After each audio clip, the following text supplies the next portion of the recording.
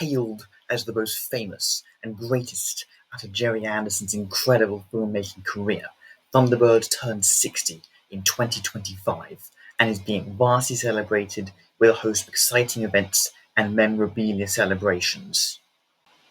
For the 60th anniversary, we have had the release of updated Corgi models of their older Thunderbird models, alongside new versions of Corgi vehicles for a larger Thunderbird 4, and also for the first time in die-cast form, Thunderbird 5. Along with new scale models of Thunderbird coming from Anderson Entertainment, a multi-platform saga release alongside comic anthologies, and a brand new technical manual also brings excitement for fans. We also have the release of the Super Space Theatre movies in Blu-ray format, bringing the 1980s compilation Thunderbirds movies into the 21st century for a new experience. The series has also been uploaded for free on ITV's YouTube channels. Thunderbirds has spearheaded the launch of ITV Retro, a channel dedicated to classic cult TV ITV programs.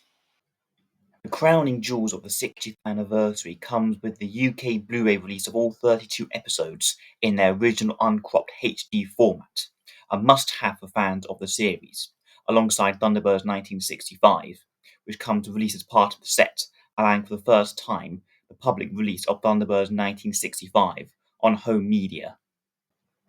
A deluxe 4K Blu-ray set of Trapped in the Sky and Terror in New York City is also an incredibly exciting release, giving fans the opportunity to watch these two immensely popular episodes under a whole new experience. I have come across many films and TV shows across all decades and all genres, and from all countries. Thunderbirds, however, I am proud to say is, I believe, 60 years on and counting, to be the single greatest television series ever made. Across 32 groundbreaking episodes, the series is a British television institution and entertains generations of viewers in a way unmatched by any other TV or film series. The programme's vast entertainment appeal comes from anything from the explosive and pioneering visual effects, the series' highly memorable characters and gripping storylines. Thunderbirds is a series that everyone knows about. It is not only the most action-packed and stimulating series ever made, Thunderbirds remains the pinnacle of Gerry Anderson's and AP Films' Century 21's legacy, but a revolutionary series in 1960s British filmmaking. I'm a die-hard Thunderbirds fan, and have been ever since I watched the series back when I was 4 years old. My first episodes I enjoyed on VHS tapes that were released back in the early 2000s included The Man from MI5, Cry Wolf, Danger at Ocean Deep, Move and You're Dead, and a Channel 5 VHS containing Vault of Death from 1987, and a DVD of Trapped in the Sky. I soon acquired the entire series in a VHS box set, and then later on DVD. I possess a fleet of Thunderbirds Craftsman Corgi models, Matchbox versions, Carlton diecast, supersized versions, and even keyring versions. My range of Thunderbirds memorabilia has also expanded to include cutaway drawings, books, comics, trading cards, action figures, Blu-rays, annuals, TV 21 front covers, talking watches, cosplay outfits, and more. My favourite character in the series has always remained Scott Tracy, and my favourite Thunderbird vehicle has always been Thunderbird 1. Choosing favourite episodes is an incredibly difficult choice for such a series that ran perfect episode after perfect episode after perfect episode. I have to say, Terror in New York City remains as not only my favourite episode of Thunderbirds, but is my favourite episode of the entire Gerry Anderson canon. I also have enjoyed the 1960s feature films as much as the TV series, and although I have a brief memory of watching them on TV at some point in the late 2000s, I didn't get to see them in full until I was slightly older. I'm lucky enough to have met Shane Rimmer and Matt Zimmerman before the two men sadly passed away. I also regularly donate in producing much creative content around the series, which I'm proud to say has been incredibly well received. I continue to delight and indulge in the series, collecting exciting new merchandise and discuss the episodes in detailed levels. I am delighted to be seeing Thunderbirds at 60 years on and more. Century 22 Productions is proud to bring Thunderbirds Dateline 2065, Calling International Rescue, a special investigation into the technical specifications of the series' star vehicles, characters, and also guest vehicles. It unveiled exclusive new information that is essential for fans of the series. Learn everything from the secrets behind Treasure Island to the Thunderbird machines, alongside the Sun Probe, the Crab Logger, Fireflash, and more. So, stand by for blast off. Welcome to International Rescue. The world of 2065 thrives on a remarkable technological age of engineering and new discovery of resources of fuel and food. Populations have increased, leading to many natural resources having been depleted, as well as growth of buildings and architecture. New York has undertaken the vast challenge of moving the Empire State Building to a new site for major urban redevelopment and shopping facilities. Scientists are conducting experiments of turning seawater to provide fuel and energy for poorer and more rural areas of the Australian outback and Sahara Desert. In South America, scientists are experimenting with increasing the livestock of animals to resolve the world's food shortages. Areas of Europe are also experimenting with using concentrated sunlight and heat to generate new means of power. Other experiments are underway to produce other means of food for pets. Transportation has significantly expanded to allow more efficient means of public transport. Many cities have had their old subway networks replaced for overhead monorail services, allowing for transcontinental travel. Motorways have largely been replaced with superhighways, such as the North-South Superhighway in England constructed in the early 2020s, alongside the M104 motorway, which is still under construction. Construction companies flatten paths for roads, lay tarmac, and allow for the building of new major roads. With the aid of the Crab Logger, powered by a superon-fueled atomic reactor, wood is packed into barrels to help clear jungle forestry, to continue the expansion of urban development and transportation, but also to increase wood product output. Air travel has also expanded to become more efficient with a fleet of atomic-powered passenger aircraft, such as the revolutionary Fireflash and Skythrust aircraft, traveling across the globe at heights of 150,000 feet from destinations ranging from Tokyo to San Francisco. These have been successful, being used in transportation with people and world supplies.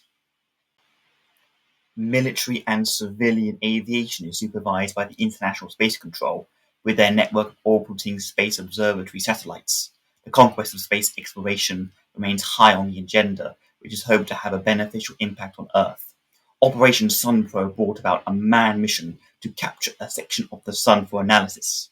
The Sunprobe launch relies on a new process that converts seawater into rocket fuel and is capable of exerting 20 million pounds of thrust. Rocket launch automation is becoming standard, and advances in automation help to bring about new robotic and automated services, help people's lives as well as large-scale technology. Although global security forces have attempted to contain threats from hostile independent states, the world remains at risk from malevolent forces. Levels of crime have decreased, fortunately. Wrongdoers still operate from many different levels of society, from bank robberies and theft to attempted murder. Criminal gangs and individuals have led to fraud, aircraft hijacks, and extortion. The implementation of technology on crime has increased the sophistication of syndicate operations. The most common acts of global terrorism remain espionage or sabotage in order to achieve financial gain or achieve military/industrial supremacy, to acquire sources of power that will control the world's means of governance or energy supply. With such levels of automation, human error, criminal activity, and human negligence, the reliance on power and technology has brought about disastrous impacts. This has proven the vital existence of an organization that uses suitable rescue machines and equipment to prevent catastrophes causing major loss of life that the authorities at the world government lack in providing. Disasters that are now only possible with the aid of such advanced technology. This has therefore led to the formation of the benevolent, privately funded organization that familiarizes itself with the worst nightmare and disaster situations this world could possibly bring, calling International Rescue. Jeff Tracy, the founding father of International Rescue, was born on the 2nd of January 2009. Jeff was born in Kansas to a wheat farmer, Grant Tracy, and his wife, aka Grandma Tracy. The exposure to farm equipment at a young age, in particular, his father was driving combine harvesters, fueled Jeff's interest in machinery. He spent his military service with the United States Air Force, rising to the rank of a colonel, before transferring to the Space Agency, where he counts himself as one of the first astronauts to land on the Moon during the beginning of his colony. He married Lucy Tracy and had 5 sons, each named after one of the famous Mercury 7 American astronauts. Following the tragic deaths of Grant and Lucy, Jeff abandoned his space career to raise his sons with the able assistance of his mother. He also further built up and diversified the family's agricultural business combine and his talents of civil and construction engineering, which made him one of the richest men in the world.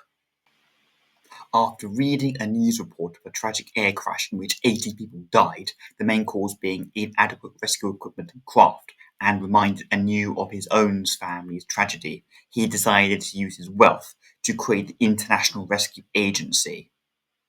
Scott Tracy was born on the 4th of April 2039. Educated at Oxford and Yale universities, Scott served with the US Air Force. Scott is fast-talking, quick-witted and quick-thinking. He has brains, brawn and boldness. With all these qualities, he has the confidence to make instant decisions, backed by fierce determination and unfaltering bravery. Pilot of Thunderbird 1, Scott effectively takes the lead of missions on the ground and regularly assists in rescue assignments aboard Thunderbird 3 and takes a spell of duty aboard Thunderbird 5 from time to time. John Tracy, based in Thunderbird 5, was born on the 8th of October 2040. He was educated at Harvard and decided to follow in his father's footsteps of becoming an astronaut. John is also very fond of astronomy and has had several textbooks that he's written and published. Virgil Tracy was born on the August 15th of 2041 and is an accomplished graduate of the Denver School of Advanced Technology. This gave him the experience and knowledge to become the pilot of Thunderbird 2 and to operate his various complex auxiliary rescue vehicles. Virgil shares a compassionate side of responsibility with his brothers, never placing technology above human needs, even if it means placing his own life in danger. He has a mixed personality that possesses physical strength and bravery, with a gentler side of his hobbies of art and playing the piano. Gordon Tracy is the aquanaut aboard Thunderbird 4 and was born on the 14th of February 2043. He served for a time in the Wasps and is an Olympic champion for the butterfly stroke. Gordon is good-natured and high-spirited, notwithstanding his somewhat off-the-wall sense of humour. He also enjoys going fishing and playing the guitar when he's off duty. Alan Tracy was born on the 12th of March 2044. He was educated at Colorado University. With a love of speed reflected in being an avid motor racer, he was making a name for himself as a champion racing car driver before piloting International Rescue's spacecraft Thunderbird 3. Brains, whose real identity has never been officially identified, was born on the 14th of November 2040, sometimes named Mr. Hackenbacker or Mr. X. Brains was adopted by a Cambridge University professor after his parents were killed in a hurricane. When delivering a lecture at a cultural hall in Paris is when he met Jeff, who offered Brains an offer to work for International Rescue. Brains is extremely clever, highly focused, and an intense individual who spends the vast majority of his time inventing or studying thermodynamics or trigonometry. He is an extreme perfectionist who's never satisfied with his own inventions. He continually tries to improve them. Grandma Tracy, the matriarch of the Tracy family, was born at some point in the late 1980s and witnessed vast amounts of technological change during her life. Grandma is the emotional heart of the family. Tintin was born on the 20th of June 2043 in Malaysia. Tintin was educated in both America and Europe, with Jeff Tracy paying her expenses as a token of gratitude towards her father. She is perfectly capable to act as Jeff's secretary, performing rescue missions, accompanying Lady Penelope on espionage missions, and assists Brains' work, and is a fully qualified pilot. Kirano, the father of Tintin, is the household manager on Tracy Island. Kirano has been a long friend of Jeff Tracy, who is grateful of Kirano's great loyalty. Both men are fathers and widowers, and their 6 grown children between them make for a unique combined family. He is a proud manservant of the Tracys, not allowing anyone to get in his way, except for his strange, dizzy spells that haunt him from his evil half-brother. The successful creation of international rescue would not have been possible without the expert assistance of the dedicated support of global network operatives, ready for action at all times and looking inconspicuous as secret international rescue agents. These operatives are ready with the latest devices. The network maintains a chain of ground-based communication booster stations. Lady Penelope Creighton Ward was born on the 24th of December 2039. She is International Rescue's London agent, as well as a renowned aristocrat and model. Lady Penelope decided, following her education, that she did not want to spend her life as an aristocrat. Instead, capitalizing on her linguistic skills, she entered the field of espionage, quickly progressing to become chief operative of the Federal Agents Bureau. It was while she was in this position that she met Jeff Tracy. Jeff went on to offer her a position within International Rescue, which Penelope accepted immediately. Aloysius Parker was born on the 30th of May 2013. Parker is the last of a long line of royal retainers who served the British aristocracy. He was expected to follow in his forefathers' footsteps, but he couldn't find work and fell into a league with a series of London crooks. Whilst robbing a safe belonging to an oil tycoon, Nosy Parker was caught by Lady Penelope. Her ladyship had heard of Parker's status in the underworld and promised not to turn him in if he took up a working partnership with her instead. Parker realized that this was just what he needed and happily agreed. He is an expert safecracker.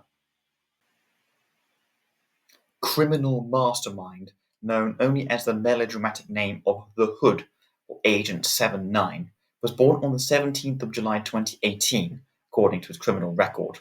A master of disguise, using a variety of face masks to cover his real identity. He has a powerful ability to hypnotize his chosen victims using black magic to make them fall unconscious as a result, called Hypno Hockno. He holds a strange, unearthly power against his half-brother Kirano, allowing him to communicate telepathically with him to gain information out of him. The Hood's sole purpose was getting whatever he wanted, even if it meant harming several innocents to do it. Wealth and power were his main objectives, resorting to many underhanded and heinous actions. He attempted to acquire the secrets that control the balance of world power and energy, and is often seen to cause major terrorist disasters.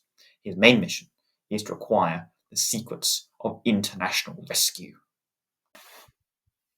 In the next part of Century 22's celebrations of the 60th anniversary of Thunderbirds, Captain Thunderwho delves into the machinery behind international rescue and their fascinating secrets.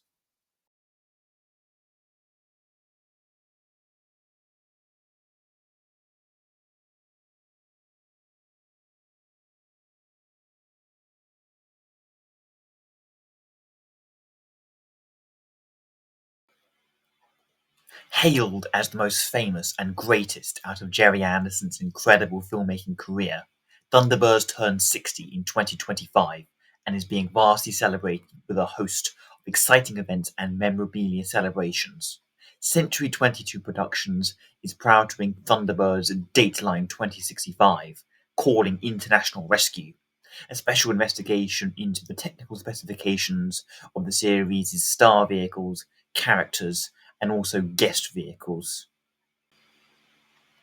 It unveils exclusive new information that is essential for fans of the series. Learn everything from the secrets behind Tracy Island to the Thunderbird machines, alongside the Sun Probe, Crab Logger, Fireflash, and more. So, stand by for blast off. Welcome to International Rescue. International Rescue was formed to provide a means of service when all other methods of rescue have failed. Having spent over 2 decades building up the Tracy Corporation, from agricultural machinery manufacturer to a globally successful aerospace construction engineering empire, Jeff Tracy, a billionaire ex-astronaut, could have retired to a life of luxury. For some years, he was becoming increasingly conscious of the shortcomings and the hazards of man-made technology and the inadequate lack of specialized global rescue resources. The tragic death of his wife could have been prevented with the aid of suitable rescue equipment. Jeff was also becoming aware that the advancements in technology that benefited people's lives could be used to endanger life. His solution was to devise a rescue organization that would benefit mankind when all other means of emergency services had failed. Based on the Tracy Corporation geological studies of the super strong mineral Kahelium X in remote Pacific islands, Jeff realized that he could retire to a luxurious tropical island that would serve as the basis to launch his ideas. The manufacturing of various components and devices would be sourced from different areas of the Tracy Corporation to form aircraft and vessels that were efficient and reliable and could transport rescue equipment that fly faster, carry more payload, dive deeper, and travel further into space than any other existing craft. Each vehicle could also be equipped with revolutionary anti-detection equipment to ensure none of the remarkable machinery used by his organization would be copied or revealed publicly to prevent the leak of the organization's remarkable technical specifications. Situated in a remote sector of the central Pacific Ocean, midway between Australia and South America, Tracy Island appears to the outside to almost be a barren rock. The Tracy Villa, the personal main residence, is situated on a plateau on the north side of the island. The roundhouse is a unique architectural structure built upon a shrunken Japanese garden and is suitable for island guests. Further guest accommodation and leisure accommodation can be found in the canopied cliff house. A runway allows a landing strip for personal aircraft to land and a passage to the mainland. A communications mast is also present to allow for contact to the outside world. Now the island is no longer active. Jeff's purchase of the island was quickly commenced as a luxury retreat. To help sustain the facade of the organization, a tasteful interior design incorporates modern comfort. The Tracy Island Lounge incorporated a balcony overlooking the outdoor swimming pool. Behind the Tracy Island placid facade is the astonishing International Rescue's conversion of a remote rocky outcrop with a complex network of launch bays, power plants, labs, and service tunnels, which provide the fleet for the rescue vehicles and additional specialized equipment. Thunderbird 1 is stationed on a mobile cradle ready for deployment for launch through a hangar underneath the swimming pool. Access to Thunderbird 2's pilot entry is from a high-velocity chute system. Thunderbird 2's pod bay is a storage and maintenance area for ancillary rescue vehicles, and pod containers for specific required missions. For the launch of Thunderbird 2, concealed hydraulics incorporated into the palm trees linking the vehicle's runway are lowered as to not to obstruct in the way of Thunderbird 2's wingspan. The use of the concealed ramp allows Thunderbird 2 to be launched with maximum efficiency, cutting mission response time. By means of a non-flexing hydraulic ram, Thunderbird 3's launch coach is lowered onto a rail-mounted automated flatbed transporter, which carries its occupants to the launch silo of Thunderbird 3 with rapid transport. When in position, the couch is raised into the base of Thunderbird 3. Once pre-launch checks are carried out, Thunderbird 3 blasts the center of the roundhouse. Other naturally formed caverns beneath Tracy Island have been adapted to house a compact power plant, maintenance bays, and laboratories, so brains can carry out research and experimental development to create new rescue devices and vehicles in sealed areas. An inspection monorail connects the entire island with a monorail system. International rescue acts on emergency call to assist in situations where conventional rescue methods have proved inadequate. At times, the organization may choose to involve itself in operations which will ultimately save lives by prevention of a disaster before they arise. The motto of international rescue: not to give up at any cost. My personal favorite vehicle within Thunderbirds and the Gerry Anderson legacy. Thunderbird 1 is International Rescue's high-speed spearhead reconnaissance craft. Designed to reach danger zones quickly, Thunderbird 1 can travel at 15,000 miles per hour. This allows pilot Scott to assess the situation of a rescue scene and report back with details of how best to proceed with the rescue. Thunderbird 1 is powered by an atomic fusion reactor. As with all the Thunderbirds, there are programmed computers which incorporate nanotechnology that transfers commands to the aircraft's sophisticated systems. The retractable wings and atomic rocket propulsion systems are compactly incorporated into the craft's slim, streamlined fuel ledge and rear-mounted booster assembly. Variable wing geometry allows Thunderbird 1 to operate at optimum efficiency in upper and lower atmospheres. The port landing legs possess a flexible hinge and joint configuration, allowing TB1 to land on almost any terrain. Thunderbird 1 is also equipped with an ultra-high frequency guidance system and an electronic beam for wiping magnetic film, a device which emits blackout smoke which is exhumed from the tailplane of the craft, as well as steel spears. The sonar tracking system can be lowered into the water from the underside of Thunderbird 1 whilst in hover mode, and is used to register life signs at underwater depths and distances.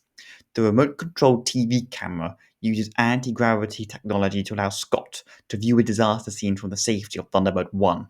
Thunderbird 1 contains an automatic camera detector and retractive machine cannons for demolition work or to clear hazardous areas, as well as grapples. The vertical launch of Thunderbird 1 comes from tail-mounted rockets which provide lift-off thrust for launch from Tracy Island. Aboard the cockpit, the pilot's seat is mounted on a swing to keep the pilot upright during the change from vertical to horizontal flight. A control panel in front of him features a central multi-purpose television monitor on which can be projected route maps, touchdown viewing, and normal communications. The multifunction video display provides all visual information for flight control and communications and is transmitted to the control cabin video display. Among the controls aboard Thunderbird 1 are the twist grip booster controls, radio communications, and microphone settings, along with auxiliary equipment function selectors. Scott's mobile control unit is carried in the rear section of Thunderbird 1. The unit has an anti-gravity generating system on the underside, allowing Scott to move it by remote control to a good location. The unit provides a focal point which allows international rescue to communicate with local authorities. The console contains microphones, computers, and communication antennae, pod vehicles, steering controls, and TV cameras. The console can be moved by Scott using a remote steering control mechanism using artificial gravity generators. When aboard Thunderbird 1, the mobile control unit is clamped to the vehicle alongside Scott's hoverbike. Thunderbird 2, International Rescue's heavy-duty equipment transporter. Renowned for its strength and power, with its 6 interchangeable pods that can be set aboard the craft in its hangar on a conveyor belt, Thunderbird 2 carries vital heavy engineering and life-saving equipment to the danger zone at a speed of 5,000 miles per hour, and at 2,000 miles per hour at cruising speed. Its engines are powered by 2 variable cycle gas turbine engines, operating as turbofans at low speed and supersonic combustion ramjets at high speed. TB2 contains an automatic camera detector, a 4-person heat-proof rescue cage, an air-to-air, craft-to-craft in-flight unit, a rocket cable launcher, a drill, laser and thermic lances, a radar on forward detection unit, a life support unit, laboratory, storage bay, living accommodation, hover jets in the holding bay, and missile launchers. The back of the craft contained an electromagnetic pod lifting system to lower, drop, or collect its pods, alongside the craft's atomic generator, which supplies heat to exchangers and turbo-electric generators. The telescopic legs of Thunderbird 2 raise the craft above the pod. The landing leg contains vertical thrust rockets to aid takeoff and landing. Each pod contains various equipment stored within: an electromagnetic grab hydraulic arm, electromagnetic grabs, and a turntable for its vehicle stored within. Thunderbird 2's sophisticated controls allow for the release of pods, firing of missiles, collection of objects using grabs, the missile option selection, lowering of the heat cage, etc., all of which aids for rescue operations. Thunderbird 3 acts as International Rescue's space rocket and is essential for the organization's operational management. Piloted by Alan Tracy, Thunderbird 3 is the space rescue and shuttlecraft of the International Rescue Organization. Launched from Tracy Island from a hidden silo under the roundhouse, Thunderbird 3 is often used to ferry supplies to Thunderbird 5. Thunderbird 3 is 287 feet in height, and its nacelle span is 80 feet. Thunderbird 3's launch thrust is 4.5 million pounds. Standard acceleration of the craft is 1g, and maximum sustained acceleration is 6g, and emergency acceleration is 10g. Its range is unlimited and is powered by a supercore atomic fusion reactor. There are 3 chemical thruster rockets used for launch, landing, emergency boost, and orbit change. There are airlock doors which provide entrance to Thunderbird 5, a uniform storage unit, a central storage unit which carries supplies, along with sleeping quarters, retro rockets, tractor beams, lounge life support systems, a grapple, and a dual flywheel motor assemblage, which allows the rocket to maneuver to dock aboard Thunderbird 5. The crew are trained to perform ship-to-ship spacewalks and external repairs. On return to Tracy Island, Thunderbird 3 follows a computer guidance system to position itself in mid-air for vertical ascent back to its hangar. Thunderbird 4 acts as International Rescue's underwater reconnaissance craft and tackles underwater emergencies. Small compared to the other Thunderbirds, Thunderbird 4 is usually launched from Thunderbird 2's Pod 4 at the danger zone. Access to the craft is gained via the port and topside airlocks. Thunderbird 4 rivals the capabilities of the super subs operated by the World Aquanaut Security Patrol. Thunderbird 4's underwater speed is 160 knots. Surface cruising speed is 40 knots. The emergency launch speed is 30 miles per hour, and its maximum operating depth is 30,000 feet. Powered by an atomic fusion reactor, should Thunderbird 2 be out of action, Thunderbird 4 can be directly launched from Pod 4 out of its hangar on Tracy Island. The missiles, hydraulic rams, laser cutters, and grabs are used to remove obstacles and recover objects from the seabed. Thunderbird 4 also has a paralyzing ray, a sonar sensor, sound scan detector, and a halogen lighting bar. Thunderbird 4 can also radio control specialized underwater rescue equipment, such as the sealing device.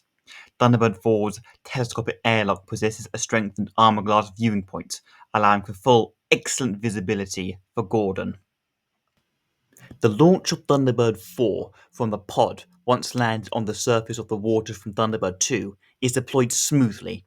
On return from a mission, the rail is further extended into the water beyond the pod door, whereupon Thunderbird 4 is maneuvered to face forward just above it. Thunderbird 4 is then lowered onto the rail and is clamped into position, and the rail retracts onto the ramp. Thunderbird 5 acts as International Rescue's space monitoring satellite. Vital to International Rescue's operations, the communication satellite is located in a classified orbit around the Earth, monitoring all communication wavelengths. Manned by either John or Alan on a rotationally monthly basis, and sometimes very occasionally Scott, Thunderbird 5 is linked to Earth via Thunderbird 3. The satellite is electronically cloaked to avoid detection from ground-based radar or other spacecraft's sensor systems. Thunderbird 5's reception range is 100 million miles and is powered by atomic batteries. International Rescue Space Station is in geostationary orbit 22,400 miles above the Pacific Ocean.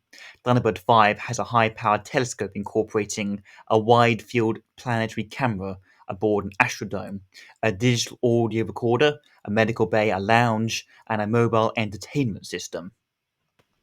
The main monitor console is linked to the language translating computer systems and can record all messages with words such as help, calling international rescue, and emergency, which are transferred to the computer console for John to receive. Thunderbird 5 also contains 6 electromagnetic cloaking baffles, anti-radar systems that prevent the accidental discovery of the satellite, and space scanners, which can be used to detect meteors and monitor space communications. The docking port for Thunderbird 3 allows easy access to Thunderbird 5. At some point, around 2067, all the Thunderbirds and major vehicles were given a major technical redesign to their internal aesthetic. In 2068, Jeff insisted on the need for International Rescue to have a new Thunderbird vehicle, the craft he described as Thunderbird 6. He assigned Brains with the task, but has no specification for him to work to. 3 proposed miniature models made by Brains throughout the year were rejected by Jeff Tracy. Since Brains and Alan restored a Tiger Moth plane for Alan's unconventional journey from Tracy Island to England for the takeoff of Skyship 1, it was kept in dock and aboard Pod 5 in Thunderbird 2 and was carried in the pod to danger zones. When the Skyship 1 disaster occurred, the Tiger Moth provided the perfect means of a light and swift transport to recover the crew from the danger zone. In the final part of Century 22's celebrations of Thunderbirds, Captain Thunderwho delves into the revolutionary specialized rescue gear used by International Rescue on a mission-by-mission basis. This will expand to cover all the most supersonic, high-powered, globally famous machinery used throughout the universe of Thunderbirds to new depths of details.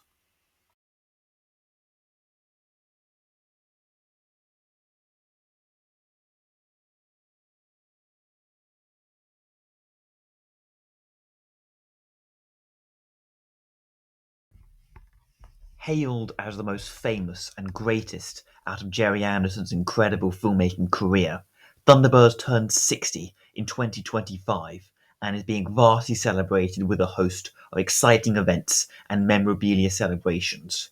Century 22 Productions is proud to bring Thunderbirds Dateline 2065, calling International Rescue, a special investigation into the technical specifications of the series' star vehicles, characters, and also guest vehicles. It unveils exclusive new information that is essential for fans of the series. Learn everything from the secrets behind Tracy Island to the Thunderbird machines, alongside the Sun Probe, Crab Logger, Fireflash, and more. So, stand by for Blastoff. Welcome to International Rescue. The key to the success of many of International Rescue's missions can be attributed to the effective use of specialized rescue vehicles capable of carrying out otherwise impossible tasks. Designed for maximum efficiency and versatility, these vehicles can be used for inhospitable environments. The specialized rescue equipment carried by Thunderbird 2 play an essential part to any rescue operation. Although there is storage and service bays on Tracy Island, they tend to be kept on standby in the 6 pods aboard Thunderbird 2 to save time. Most vehicles are designed for specific operations. A number of vehicles were purchased by International Rescue and adapted, which have been upgraded for even more effective use. The Mole, International Rescue's immensely powerful drilling and burrowing machine, is carried to the danger zone aboard Thunderbird 2, either in pods 3 or 5. The Mole is one of the larger pod vehicles, weighs 30 tons, used to help recover trapped people under collapsed buildings or buried underground. The Mole is capable of drilling through the hardest rock and man-made material. The vehicle travels at a maximum drilling speed of 15 miles per hour and is powered by a nuclear fusion-powered electric motor. The drill bit, constructed from Formula C30/1, like a helium-derived alloy, can cut through virtually all known metals. The Firefly, one of International Rescue's primary pod vehicles. The Firefly is used for firefighting and demolition work. The Firefly uses nitroglycerine shells to snuff out the fire at the source from the front of the craft in the protective plate. The rear-mounted gun can also extinguish fires using water or foam. The recovery vehicles, used to haul great weights such as aircraft or trains out of pits, lakes and rivers. They are a pair of tracked units fitted with magnetic lines and powerful electromagnets on high tensile 800 feet long cables which can be projected at targets 30 feet away. The line can be drawn back into the vehicle, allowing the target to be drawn towards it. One vehicle is a master control car, while the other is a radio-controlled subsidiary. The elevator cars, built for uses at airports. The high-speed elevator cars can match the speed of most incoming aircraft unable to use their undercarriage for landing safely. Each of the 12-wheeled cars supports a flat landing pad with cushioned suspension which can be positioned beneath the hull and wings of an aircraft at landing speed, becoming a substitute for the aircraft's disabled landing gear. The Domo, the demolition and object moving operator, uses artificial gravity fields within its 3 suction pads to stabilize walls or lift objects weighing up to 50 tons. It is used to clear the disaster zone of heavy objects or to secure dangerous buildings prior to the use of other vehicles such as the Mole. The Excavator, sometimes used in conjunction with the Mole and the Domo. The Excavator is a high-powered rock-crushing machine for clearing rough ground, and is particularly useful in areas affected by landslides. The The craft can break down rocks and other debris into dust and pebbles, which it ejects from the rear, creating a compacted surface layer and enables the vehicle to clear a path through heavy rubble. The monobrake, used for search and recovery, it is designed for use on monorail lines. A front-mounted telescopic arm can be attached to the overhead monorail for greater speed. The neutralizer tractor, a small mobile device for disabling electronics and radio control systems, such as explosive devices. The neutralizer can also disrupt computer systems by overriding incoming data signals transmitted by carrier waves from external sources.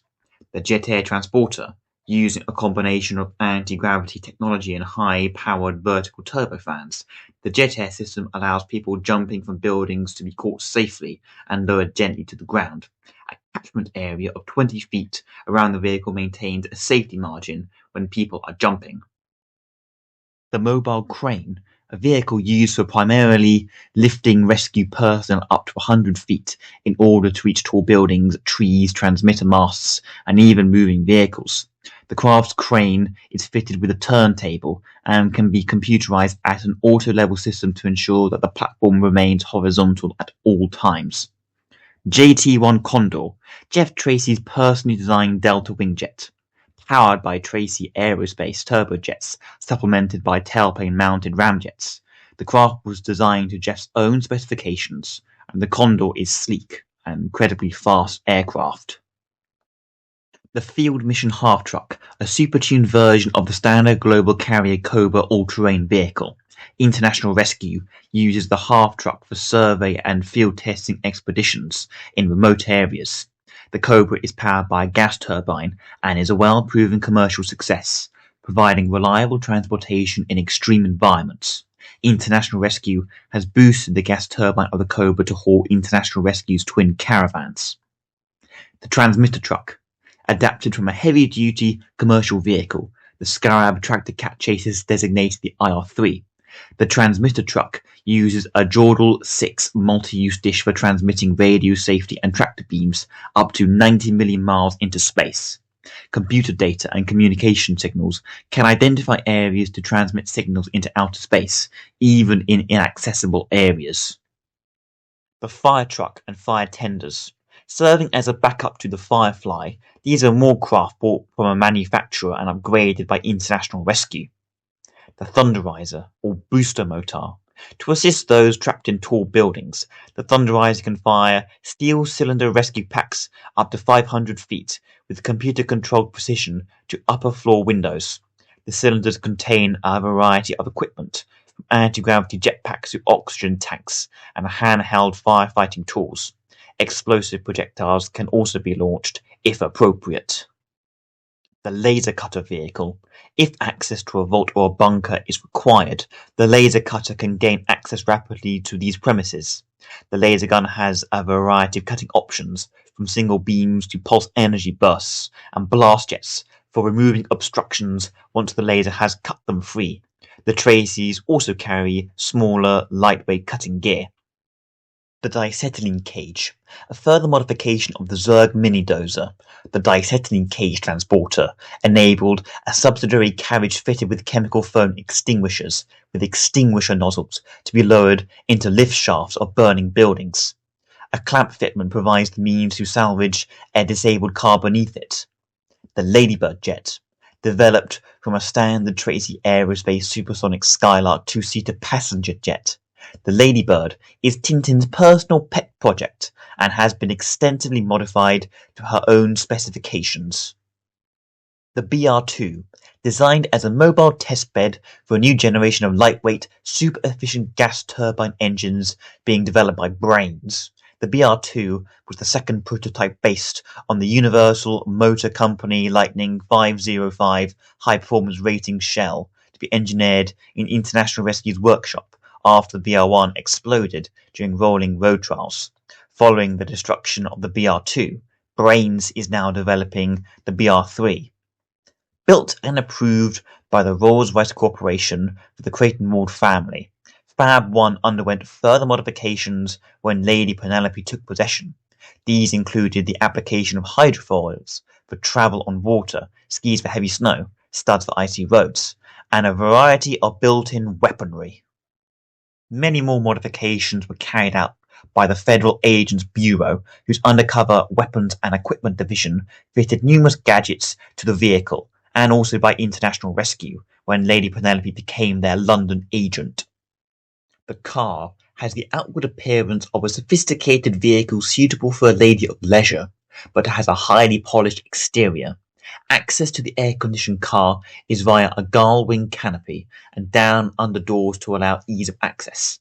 The cabin is bulletproof, and the driver, Parker, sits beneath a laminated anti-glare in front of a centrally positioned steering wheel which incorporates radar-assisted steering. The Creighton Ward mansion was built in 1730 and stands on the site of a Norman castle in southern England. The mansion is designated a Grade 1 listed building by the World Heritage Organization. The mansion is built with various burglar alarm systems and audio-visual communications, and a forensic laboratory which has been built in what were the old servants' quarters. The ancestral mansion contains a library, bathrooms, toilets, games rooms, integrated TVs and holographic entertainment, a study, a banqueting hall, and a dining room. Fab 2 is Lady Penelope's private ocean-going yacht and is one of several cruisers owned by the Creighton Ward estate.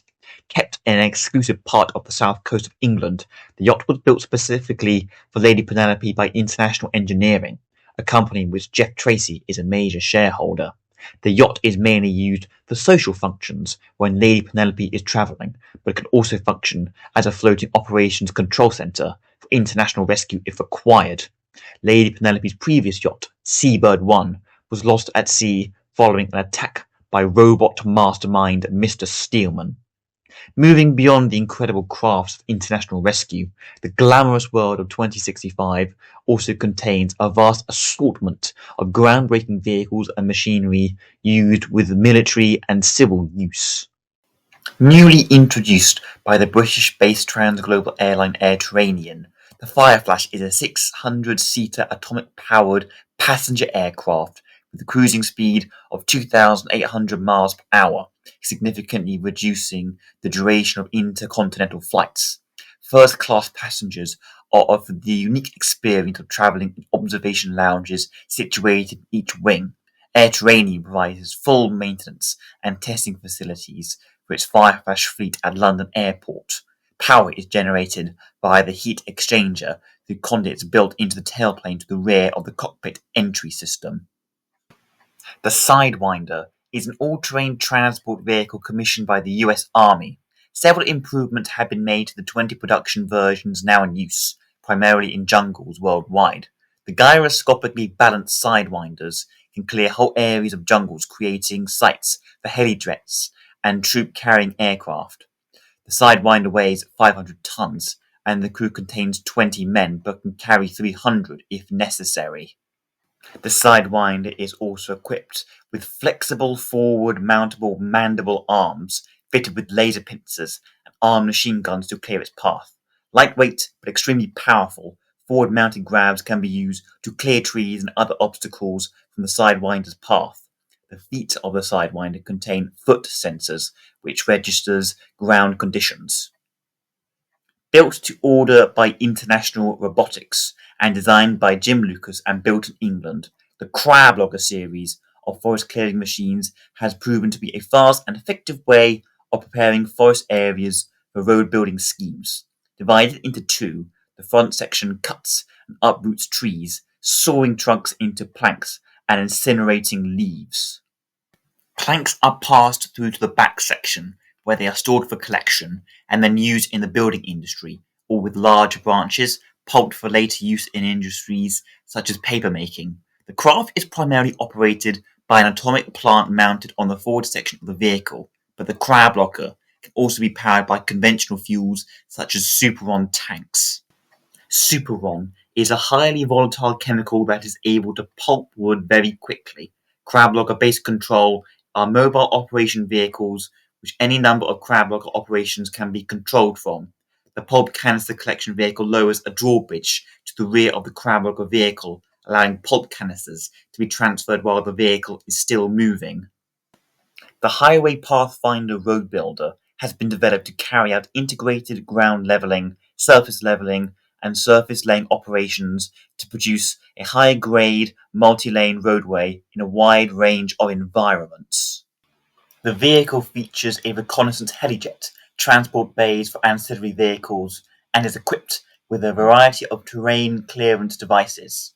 The road surface laid behind the road builder is produced using a revolutionary toughened tarmac compound, which sets within minutes of application.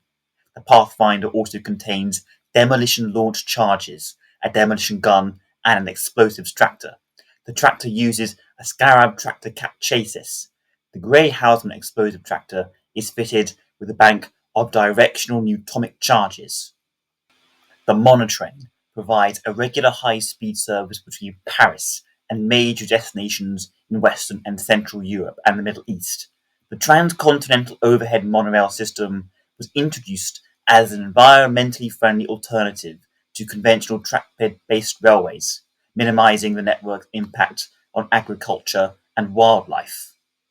The USN Sentinel is the world's fastest battleship. The craft is currently undergoing sea trials before being approved for active service by the World Government Security Council. Originally designed by the US Navy as a multi-purpose strike vessel to provide rapid response capability in global hotspots. Armaments include sea-to-air missiles such as the Link missiles and forward and midships mounted artillery cannons.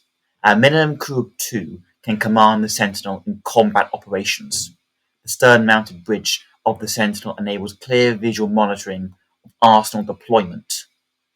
The Sun Probe rocket used an ion drive and a chemical rocket system. The rocket's launch thrust of £20 million gave it the acceleration to reach solar orbit within a week. 3 solar nauts remained aboard whilst the nose cone probe was launched to collect particles of a solar prominence. Its fuel is toxelerine, and the Sun Probe has a heat-resistant hull constructed from helium and ceramic additives. The Martian Space Probe was designed by Professor Wingrove of Rosenthal Industries as a low-cost means of carrying out orbiting survey missions of the planet Mars, following the ill-fated Zero-X mission. The Martian Space Probe mini-rocket was built for transportation by land or sea to a pre-constructed launch platform that could be installed anywhere in the world. The rocket launch was set for an automated countdown that would be immediately activated once the lifting body was raised into a go position.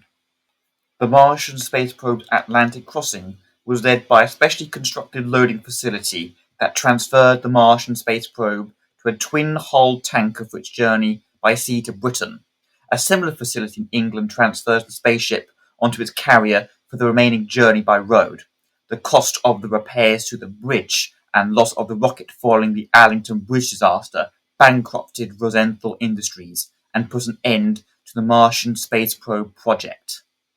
Pirate satellite TV station KLA illustrates the problems of unlicensed broadcasting and the hazards of unregistered satellite usage. KLA was launched on a rocket from a secret location using stolen military stealth technology to avoid detection.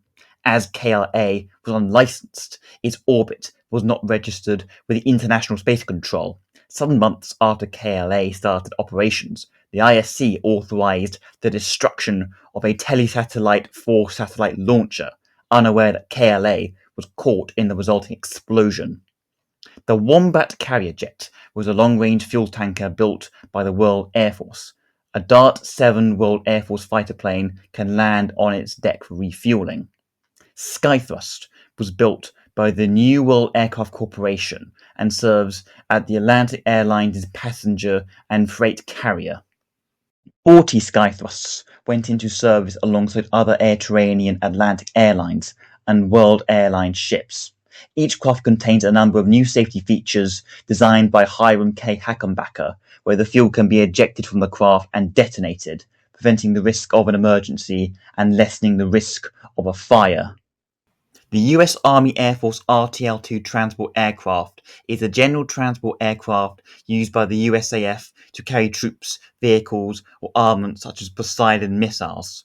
The craft can also drop humanitarian aid in drought or earthquake zones when the army is called in to assist when natural disasters strike. RTLs are based at Matthews Field USAF Base in North America. Ocean Pioneer class tankers are a series of supertankers that carry ulsterine and are powered by atomic reactors. 6 tanks are used for transporting oil and ulsterine and the central maintenance gangplank. The bridge is located at the back of the ship, with the atomic fusion reactor located beneath the deck. The Hood's mini-submarine is one of the Hood's various vehicles that allow him to carry out his many criminal activities. The Hood controls many companies that have underworld connections, which supply him with the necessary equipment and vehicles. His submarine is light and can be carried on an 8-wheeled transporter disguised as a freight carrier and is powered by an atomic fusion reactor. This brings an end to the magical world of international rescue. All sources have been carefully analysed and selected to ensure the most accurate specifications of the vehicles and machinery seen throughout the series have been used for research.